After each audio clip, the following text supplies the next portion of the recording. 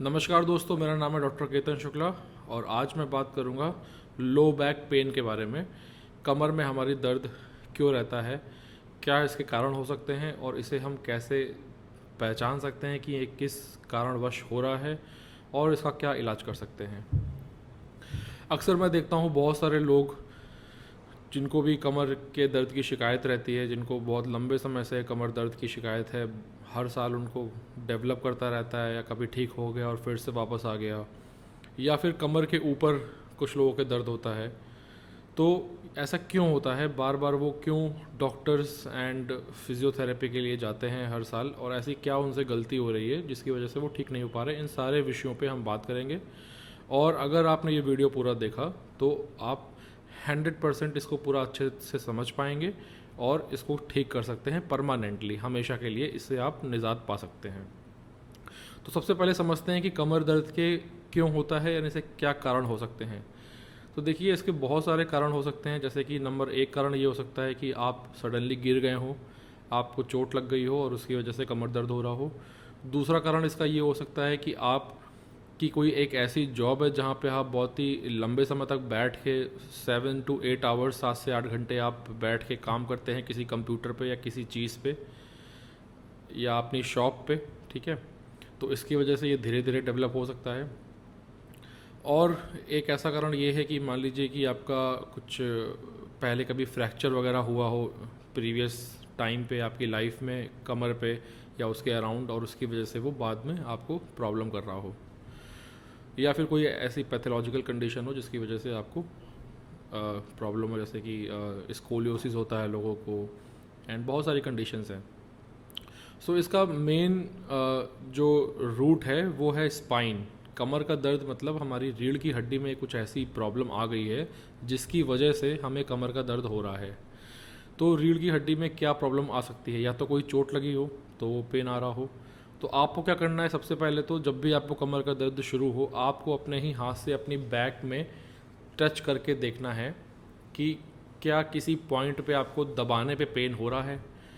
अगर आपको किसी पॉइंट पे दबाने पे पेन हो रहा है, फिर आपको ये चेक करना है अपने नाखूनों से, अपने नेल से उस पॉइंट पे हाथ रख के और उसके अराउंड दूसरे पॉइंट पे हाथ रख के आपको ये देखना है कि उसका टेम्परेचर कैसा है। अगर उस पॉइंट पे जहाँ आपको दर्द हो रहा है उसका टेम्परेचर गर्म है, हल्का सा गर्म है, और उसकी बगल वाली मसल का टेम्परेचर नॉर्मल है, ठंडा लग रहा है आपको, तो इससे एक चीज़ कंफर्म होती है कि उस पॉइंट पे स्वेलिंग है। और अगर उसका टेम्परेचर गर्म ना भी हो तब भी ये चीज़ कंफर्म होती है अगर आप दबाते हैं वहाँ पे कि अंदर कोई इश्यू है, स्वेलिंग हो सकती है, ठीक है। तो आपको क्या करना है इस कंडीशन में, आपको एक दिन में कम से कम 5 से 6 बार 10-10 मिनट के लिए उसी एग्जैक्ट एरिए पे, कमर पे जहाँ पे आपको दबाने पे दर्द हो रहा है, वहाँ पे आपको बर्फ़ से सिकाई करनी है, या आइस पैक आपके घर में रखा हो तो उससे आपको सिकाई करनी है। अगर आप ऐसा करते हैं तो वहाँ पे जो भी कंडीशन है उसमें आपको पेन रिलीफ तो आएगा ही, दबाने पे भी पेन कम होगा, प्लस आपकी स्वेलिंग भी रिड्यूस होगी और हो सकता है कि आप पूरी तरीके से बेटर हो जाएं। अगर इस मेथड से आप बेटर हो जाते हैं और तो ठीक है, हो सकता है कि तो इस तरह की चीज़ों को या इस तरह की जो सिचुएशन है उसको मैं कह सकता हूँ कि वहाँ पे कोई इंजरी हुई होगी, आप गिर गए होंगे या गलती से कुछ जर्ग आ गया होगा, इस वजह से आपने आइस पैक लगाया और बिना किसी मेडिसिन और बिना किसी थेरेपी के आप घर पे ही ठीक हो गए। बट अगर इसके बाद भी आपकी कंटिन्यूस सिचुएशन ऐसे ही बनी रहती है, इसके बाद भी आपको पेन होता रहता है, तो आप उसके लिए फिर जहाँ तक मेरा जहाँ तक मुझे लगता है आपको अंदर कुछ स्पाइन में प्रॉब्लम है, डिस्क में प्रॉब्लम है, और आपकी स्पाइन में हो सकता है कि डिस्क में कंप्रेशन पड़ रहा हो। अब ये डिस्क क्या है, स्पाइन में ये कैसे होती है, मैं इसको एक्सप्लेन करता हूँ। हमारी जो स्पाइन है वो सर्वाइकल से लेके, हमारी गर्दन से लेके हमारी लोअर बैक तक एक सिंगल स्ट्रक्चर है। इस सिंगल स्ट्रक्चर में दो दो वर्टिब्रास के पेयर्स होते हैं और उन वर्टिब्रास के बीच में एक डिस्क होती है, जेल लाइक कुशन होता है रबर टाइप का, जो इन डिस्क के बीच में फ्लेक्सिबिलिटी, मूवमेंट और ये दोनों आपस में रगड़े ना, ये इसलिए वो पे कुशन होता है, ठीक है। अब क्या होता है, एज के साथ या फिर अगर आपकी बैक मसल्स वीक हैं और आप सिटिंग जॉब पे हैं, कंटिन्यूस बैठ रहे हैं, तो जो आपके बॉडी का वेट है वो आपकी स्पाइन पे कंटिन्यूस पड़ता रहता है, चाहे वो सर्वाइकल हो या आपकी लोअर बैक हो। और लगातार वेट पड़ने से क्या होता है कि जो स्पेस है आपकी डिस्क के बीच पे वो रिड्यूस हो जाती है, और ये स्पेस आपकी बहुत बार जिनकी सिटिंग जॉब होती है उनकी सर्वाइकल में रिड्यूस हो जाती है, एंड बहुत बार लोगों की बैक में रिड्यूस हो जाती है। जब ये स्पेस रिड्यूस होती है तो वो डिस्क को दो जो वर्टिब्रा हड्डियाँ होती है वो दबाती हैं, और फिर वो नर्व को दबाती हैं, और फिर उस नस में दर्द होता है जहाँ पे दबाव पड़ता है। अब और इसी वजह से स्वेलिंग भी क्रिएट हो जाती है। फिर जब आप डॉक्टर्स के पास जाते हैं तो वो आपको एंटी इन्फ्लामेटरी और पेन किलर सजेस्ट करते हैं, जिससे कि आपका पेन तो रिड्यूस हो जाता है। या आप फिजियोथेरेपी के लिए गए तो फिजियोथेरेपी में जो हमारे पास मशीन्स हैं जिसके ज़रिए हम आपका दर्द और इन्फ्लामेशन, सूजन को कम कर देते हैं, तो आप ठीक तो हो जाते हैं। बट क्योंकि आपका बॉडी का वेट वैसा का वैसा ही रहना है, और आप जब बाहर जाते हैं एंड फर्दर फिर जब आप काम वाम करते हैं तो धीरे धीरे आपकी बॉडी का वेट फिर से उसी डिस्क पे पड़ रहा होता है, फिर से डिस्क दबती है और फिर से आपको पेन शुरू होता है। तो फिर आप किसी और डॉक्टर के पास जाते हैं कि आप किसी और डॉक्टर को दिखाते हैं, वो जो दवाइयाँ उन्होंने दी थी उसका तो बड़ा टेम्परेरी इफेक्ट था, तो अब हम चलते हैं किसी और के पास। फिर आप उसकी मेडिसिन खाते हैं, वो भी आपको किसी अदर नेम से, सॉल्ट वही रहता है, पेन किलर, एंटी इन्फ्लामेटरी या नर्व की कोई मेडिसिन दे दी, और आप फिर ठीक हो जाते हैं। बट ये बार बार कंटिन्यूस साइकिल चलता रहता है और आप ठीक कभी नहीं हो पाते हैं। तो इसका परमानेंट सोल्यूशन क्या है? इसका परमानेंट सोल्यूशन ये है कि जब भी आपकी बॉडी में ऐसी चीज़ डायग्नोस होती है, और इसको आप पता कैसे लगा सकते हैं? इसको पता लगाने के लिए एक तो एक्सरे इंपॉर्टेंट है, दूसरा एक्सरे में सिर्फ बोन आती है, दूसरा अगर आप एमआरआई कर लेंगे तो एमआरआई के लिए जाएंगे तो क्रिस्टल क्लियर हो जाएंगी चीज़ें कि आखिरकार आपकी स्पाइन में हो क्या रहा है, एकदम क्लियर हो जाएगा। फिर कोई भी देख के बता सकता है कि आपकी स्पाइन में एक्चुअल में क्या है, जहाँ तक डिस्क की प्रॉब्लम ही होगी, क्योंकि अगर आपने आइस पैक वगैरह लगाया और इससे रिलीफ नहीं मिल रहा है और बार बार प्रॉब्लम आ रही है तो वो डिस्क की ही प्रॉब्लम होगी। तो एक्सरे एमआरआई करवा लिया आपने, अगर आपने अपने मन के तसल्ली के लिए पूरा क्लिस्टर क्लियर देख भी लिया कि उसमें क्या लिखा हुआ है, किसी से आप नहीं पढ़ पाते तो किसी से आपने हेल्प ले ली, या मुझे आपने व्हाट्सएप कर दिया और मैंने आपको बता दिया कि हाँ आपको ये प्रॉब्लम है। तो इसके बाद इसका सलूशन क्या है? इसका सलूशन सिंपल सा है, बहुत ही सिंपल है, बट लोगों को ये करना होगा फॉलो, तभी आप परमानेंटली ठीक हो पाएंगे, और मुझसे आपकी कभी मुलाकात नहीं होगी, ना ही किसी डॉक्टर से होगी। इसका परमानेंट सोल्यूशन है कि जब आपकी स्पाइन में, आपकी रीढ़ की हड्डी में कोई भी दो डिस्क दबती हैं, किसी भी एरिया में आपको पेन होता है, चाहे वो सर्वाइकल हो, चाहे वो थोरैसिक हो, कमर के ऊपर हो या फिर कमर में हो, एक सिंगल स्ट्रक्चर है स्पाइन का, जहाँ पे भी आपकी डिस्क दबती है उस एरिया की बाहर की जो मसल्स हैं, बाहर की जो मांसपेशियाँ हैं, उसको आपको मजबूत करना है। मजबूत करने के लिए होती हैं स्ट्रेंथनिंग एक्सरसाइजेज, जो कि मसल की पावर को बढ़ाती हैं। यूट्यूब पे बहुत सारी एक्सरसाइजेज हैं, आप सर्च कर सकते हैं, strengthening exercises for back, strengthening exercises for cervical, strengthening exercises for upper thoracic. तो ये सारे टर्म्स हैं जो आप यूट्यूब में डाल के एक्सरसाइज देख सकते हैं। हालांकि इस वीडियो में भी मैं आपको, क्योंकि मैं लोअर बैक की बात कर रहा हूँ, तो मैं लोअर बैक की कौन सी एक्सरसाइजेज हैं जिससे आपकी कमर मजबूत हो सकती है, उसकी फ्लेक्सिबिलिटी बढ़ सकती है, वो मैं शेयर ज़रूर करूँगा। तो बने रहें मेरे साथ। तो हमें मांसपेशियों को मजबूत करना होगा, और मांसपेशियों को मजबूत करने से क्या फ़ायदा होगा? देखिए, जब आपकी स्पाइन पे आपका बॉडी का वेट जा रहा है और आपके केस में वहाँ पे डिस्क दब रही है, तो उस दबाव को लाइफ टाइम कोई ख़त्म नहीं कर सकता, ये आप बात जान लें। उस दबाव को ख़त्म करने के लिए सिर्फ़ और सिर्फ जब बहुत ज़्यादा कंडीशन सीरियस हो जाती है, लोगों की सर्जरी होती है, एंड सर्जन उसे ओपन करके उस डिस्क को पूरा रिपेयर करते हैं, उसमें डिस्टेंस क्रिएट करते हैं, एंड कुछ इम्प्लांट वगैरह भी कर सकते हैं।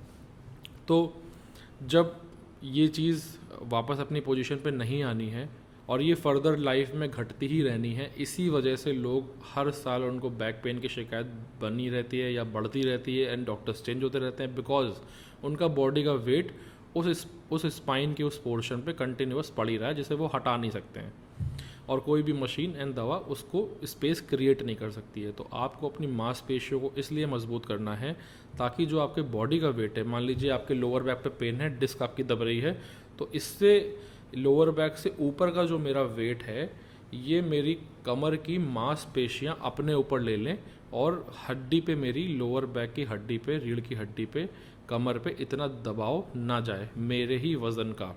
ठीक है, तो आपको अपनी मांसपेशियों को मजबूत करना है, जिससे कि आप का जो वेट है वो आपकी मांसपेशियां अपने ऊपर ले ले, अंदर की हड्डी में, अंदर की कमर की रीढ़ की हड्डी में इतना आपके बॉडी के वेट का दबाव जाएगा नहीं, और आप आपको पेन होगा नहीं, नस दबेगी नहीं। तो ये है इसका परमानेंट सोल्यूशन। लेकिन इसको करने के लिए आपको 2-3 महीने लगातार एक्सरसाइज करनी होगी, जो मैं आपको अभी वीडियो में शेयर करूँगा, और उससे आपकी कमर मजबूत हो जाएगी। और मजबूत करने के लिए फिर 1 kg के वेट कफ्स आते हैं, वो भी आप यूज़ कर सकते हैं, वो मैं अभी आगे बात करूँगा। तो अब आप समझ गए होंगे कि आपको बेसिकली करना क्या है। अगर आपको लंबे समय से कमर की शिकायत है, अगर आपकी MRI हो चुकी है और आपको पता है आपकी डिस्क दब रही है, तो और आप बहुत बार डॉक्टर्स चेंज करके ठीक हो कि बार बार वापस वही चीज़ हो रही है, तो आपके लिए सिर्फ यही इलाज है परमानेंट, कि आपको अपनी मांसपेशियों को मजबूत करना है, जिससे कि दोबारा कभी आपको ये प्रॉब्लम नहीं होगी।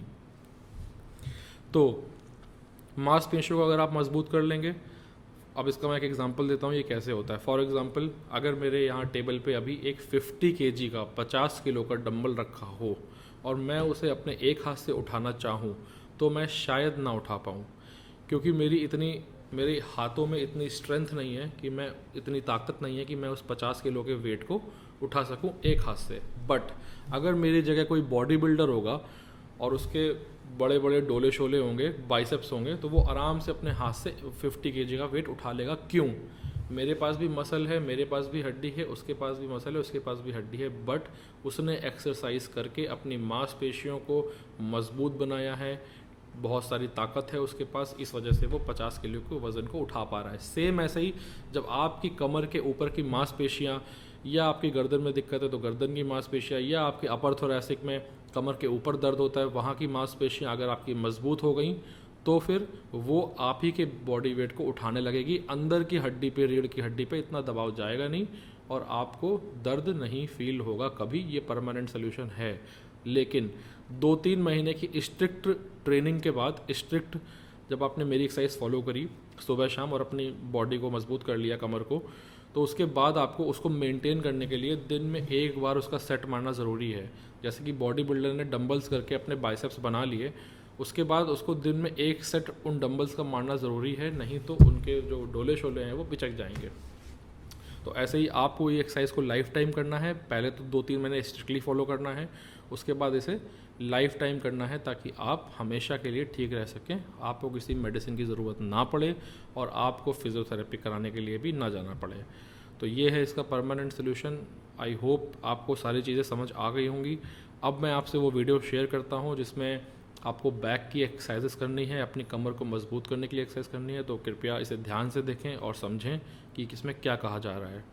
तो दोस्तों, अब मैं आपको बताता हूँ कि बैक एक्सरसाइजेस कौन सी बेस्ट हैं जो आपको करनी है अपनी बैक को मजबूत करने के लिए।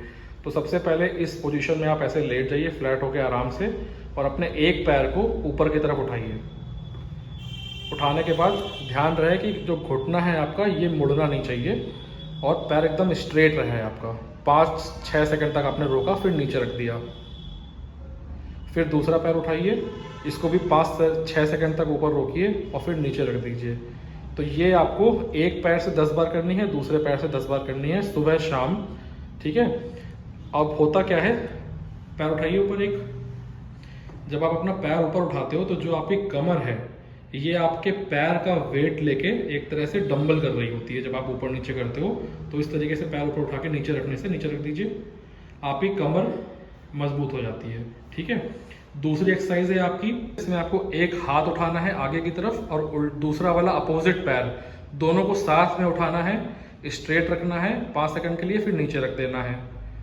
फिर ऐसे ही अपोजिट दूसरा हाथ उठाना है, दूसरा पैर उठाना है, घुटना नहीं मोड़ना है और इसको नीचे रख देना है। ठीक है, रख दीजिए। इस तरीके से 10 बार एक हाथ एक पैर और 10 बार दूसरा हाथ दूसरा पैर। इससे क्या होगा, पैर का वेट तो आपका कमर पे आएगा ही, कमर मजबूत होगी, प्लस हाथ का वेट आपके अपर बैक पे आएगा, इससे आपकी अपर बैक मजबूत हो जाएगी। ठीक है। तो ये 2 एक्सरसाइजेस से आप अपनी बैक की मसल पावर को बढ़ा सकते हैं। अब हम करते हैं एक स्ट्रेचिंग, जिसके लिए आपको हॉर्स पोजीशन में आना होगा। हॉर्स पोजीशन में आ जाइए। ये पूरी बैक की स्ट्रेचिंग है आपकी। हाथ आपके एक जगह फिक्स हो जाएंगे, सर ऊपर रहेगा। जब नीचे की तरफ बैठेंगे तो सर झुक जाएगा। पैर अपने फ्लैट कर लीजिए, फुट फ्लैट कर लीजिए, और अब आपको पीछे की तरफ बैठना है पूरा और सर को नीचे करना है। बैठिए पूरा। जितना ज़्यादा आप खिंचाव देंगे उतनी आपकी अच्छी स्ट्रेच होगा आपकी बैक का। फिर आगे आ जाना है वापस, फिर पीछे बैठना है,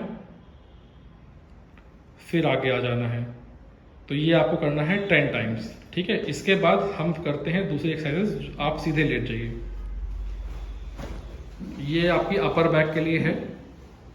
इसमें आपको सीधे लेट के दोनों घुटने मोड़ लेने हैं, दोनों घुटने मोड़ लीजिए, सर आराम से नीचे रखिए और कमर को उठाइए। उठाया, थोड़ी देर रोका और फिर नीचे रख लिया, फिर उठाया, रोका और नीचे रख लिया। तो ये आपकी हो जाएंगी अपर बैक के लिए, आपकी वेस्ट के लिए ये बेस्ट एक्सरसाइज है, ठीक है। तो इतनी एक्सरसाइज आपको दोस्तों करनी है जिससे आपकी बैक अच्छी तरीके से मजबूत हो जाएगी, फ्लेक्सिबिलिटी आ जाएगी उसमें स्ट्रेचिंग से।